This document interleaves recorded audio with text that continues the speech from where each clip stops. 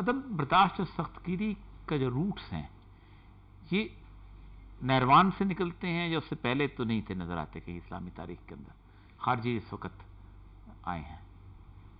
ہاں جی، وہ ایک تو یعنی ابتدا تھی جی، اس کا آغاز وہاں سے ہوتا ہے جو خارجیت جس کی طرف آپ اشارہ کر رہے ہیں. لیکن بات یہ ہے کہ جس نے بھی عدم رواداری کو پھیلایا یا پھیلانے کی کوشش کی اس نے سہارا بہرحال پھر بھی قرآن کا جی وہ تو اپنے لیے تو خود بدل وہ سنت کا قرآن کا انہوں نے آج کے دور میں بھی اگر آپ دیکھیں جو بھی عدم رواداری کو پھیلاتا ہے یا دوسرے معنی میں انتہا پسندی کہہ لیجیے یا ہم اسے تشدد کہہ لیجیے، وائلنس کہہ لیجیے، یا ان کے معنی میں بڑا ایک ہولی کاز ہے جو وہ کرنا چاہ رہے ہیں، سر انجام دینا چاہ رہے ہیں. جو قرآن کے آیت ہے نا کہ مسلم جو ہے کہ وہ جو فساد پیدا کرتے ہیں اور جب ان سے کہا جاتا ہے تو کہتے ہیں ہم تو اصلاح کرنے آئے ہیں. وَإِذَا قِيلَ لَهُمْ لَا تُفْسِدُوا فِي الْأَرْضِ قَالُوا إِنَّمَا نَحْنُ مُصْلِحُونَ، کہ جب انہیں کہا جائے فساد نہ کرو زمین میں وہ کہتے ہیں ہم تو اصلاح کرنے آئے ہیں. تو وہ جو اصل تو ان کا بھی وہی تھا معاملہ کہ بھئی انہوں نے اسی چیز کو بنیاد بنایا کہ بھئی قرآن یہ کہتا ہے کہ بھئی وَمَن لَّمْ يَحْكُم بِمَا أَنزَلَ اللَّهُ فَأُولَٰئِكَ هُمُ الْكَافِرُونَ، کہ جو اللہ کے کلام کے مطابق جو فیصلہ نہیں کرتے وہ کافر ہیں، فاسق ہیں، وہ ظالم ہیں. تو جب وہ ایک کافر ہو گیا تو پھر اس کے بعد واجب القتل ہو گیا. انہوں نے ان کی بیویاں ان کے مال بھی حلال کر دیے، ان کی بیویاں بھی کنیزیں. بلکہ آپ حیران ہوں گے کہ ان کے بارے میں کتابوں میں یہاں تک موجود ہے کہ یہ وہ لوگ تھے غالباً صحابی تھے کہ ان کی بیگم ساتھ تھی اور اس شخص نے کہا کہ بھئی تم اس نظریے کو مانتے ہو جو ہم بات تمہیں کہہ رہے ہیں؟ تو ان کا بھئی ہم نہیں اس بات کو مانتے. اس کی جو بیگم تھی، صحابی تھے غالباً، ان کی وائف زوجہ، ان کا پیٹ چاک کر دیا، بچے کو نکال لیا اور نیزے پر اس کو لٹکا دیا. اور دوسری طرف یہ صورتحال تھی کہ زمین سے دانہ اٹھا کے پھونک کے صاف کر کے اگر کسی ساتھی نے کھا لیا تو اسے کہا کہ بھئی یہ تم نے دانہ جو زمین سے کھایا یہ مالک کا دانہ تھا، تم نے اس سے پوچھا نہیں ہے، اور جاؤ اس سے پوچھو جا کر اور اس کی اجازت سے اگر یہ کھایا، ورنہ اس کا بدلہ تم اس کو ادا کرو. یعنی وہ کلی طور پر اگر عملی طور پر آپ دیکھیں تو وہ چیز ان کے اندر ہمیں نظر آتی ہے راسخ. لیکن معاملہ یہ ہے کہ انہوں نے اسلام کی جو اصل روح تھی اس کو انہوں نے چھوڑ دیا.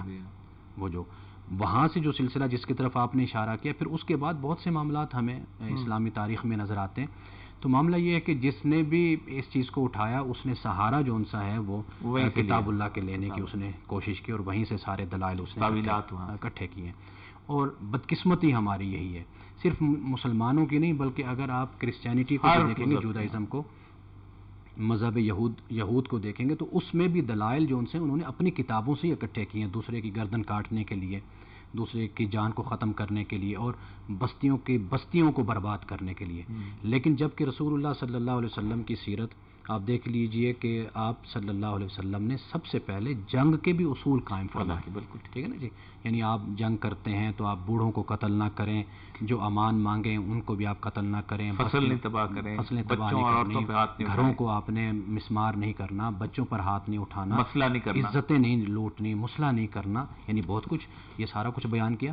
تو یہ بھی میں ذاتی طور پہ سمجھتا ہوں رسول اللہ صلی اللہ علیہ وسلم کی سیرت کا جب ہم مطالعہ کرتے ہیں تو آپ صلی اللہ علیہ وسلم نے کبھی بھی دشمن کے سامنے اس طرح آپ کھڑے نہیں ہوئے کہ اس کو جینے کا حق بھی اس سے چھین لیا جائے، بلکہ آپ نے اس کی جو شر پسندی جسے ہم کہتے ہیں نا کہ نیگیٹو جو اس کے اثرات ہیں یا ایک سائیڈ ایفیکٹس جسے ہم کہتے ہیں، وہ جو ان کے تھے ان کو اصل میں ختم کر دیا گیا. مثال کے طور پر فتح مکہ پہ اگر آپ دیکھیں جو لوگ محکوم ہو گئے تو محکوم ہونے کے بعد یہ نہیں فرمایا کہ ان سب کو قتل کر دو، ختم کر دو، بس یہ تھا کہ اب ان کے اثرات ختم ہو گئے. بے شک وہ سوسائٹی میں رہیں، زندہ رہیں، موجود رہیں، لیکن یہ ہے کہ وہ جو ان کی شرپسندی تھی، وہ جو ان کا تعصب تھا اور وہ جو ان کی نفرت تھی اس کا خاتمہ کر دیا گیا. انتم الطلقاء کا جو لفظ ہے وہ اشارہ اس طرف کرتا ہے آزاد کردہ، یعنی رواداری کا ایک پہلو یہ بھی ہمیں نظر آتا ہے کہ کبھی ایسا نہیں ہوا کہ آپ نے کہا کہ اس کو جینے کا ہی حق نہیں ہے، بلکہ اس کو جینے کا حق ہے، لیکن جو فساد وہ زمین پر پھیلا رہا ہے حضور صلی اللہ علیہ وسلم نے اصل میں اس کا خاتمہ فرمایا تھا. بڑی خوبصورت بات کہ وہ رسول اللہ صلی اللہ علیہ وسلم کے زمانے میں ذرا سا آگے تھوڑا سا آتا ہوں کہ ایک تو جنگیں تھیں جو ہم نے لڑی صحابہ کے دور کے اندر، وہ جو اقبال کہتا ہے کچھ نہ تھی اپنی حکومت کے لیے، شکوے کا جو ہم تو لڑتے تھے تیرے دین کی عظمت کے لیے، ٹھیک. تھک نہ جاتے تھے اگر جنگ میں اڑ جاتے تھے، پاؤں شیروں کے بھی میدان سے اکڑ. ایک جنگ ہے کہ جو ہم نے قبائلی عصبیت کی بنیاد پہ اور ملک گیری اور جہانگیری کی بنیاد پہ لڑی. یہ بابر لڑ رہا ہے، تو یہ اکبر لڑ رہا ہے، تو یہ لودھی لڑ رہا ہے، تو یہ ایبک لڑ رہا ہے، اور پھر اس کے بعد باقی یہ جو صفوی آ رہے ہیں، تو پھر وہ کیا بات ہے، یہ جو منظر ہے ہمارے پورا منظر ہے ہمارے. ان جنگوں نے جو ہمارے ہاں عدم رواداری کا تصور پیدا کیا ہے، کھوپڑیوں کا مینار بنا رہا ہے تیمور جو ہے، اور پھر اس کو آگ لگا رہا ہے کہ دور دور تک نظر آئے چربی ڈال کے. یہ جو کیفیت آئی ہے کلچرل، یہ جو خصوصاً سینٹرل ایشیا کا جو ظلم روایت تھی، جو منگولوں کی روایت تھی، اس نے ہمارے اوپر کیا اثرات مرتب کیے؟ بلا شبہ ہم اسلام سے دور ہوئے تبھی یہ چیزیں ہمارے اندر آئیں.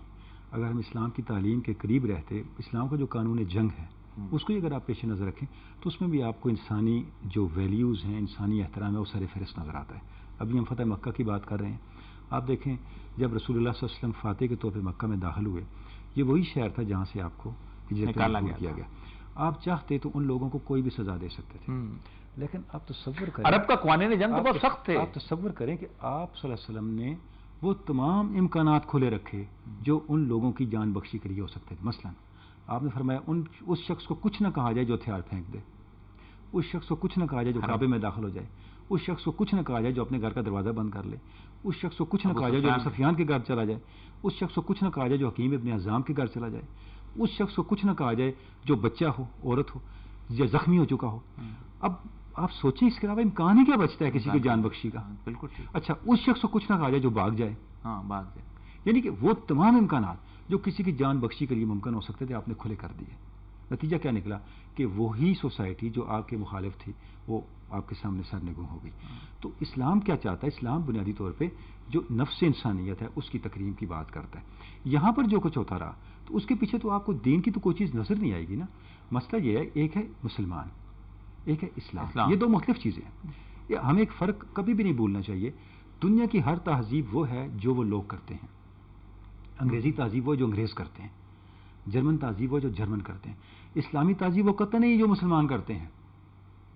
اسلامی تہذیب الگ ہے، مسلمان الگ ہے، کیونکہ اسلامی تہذیب کی اصل الوہی ہے.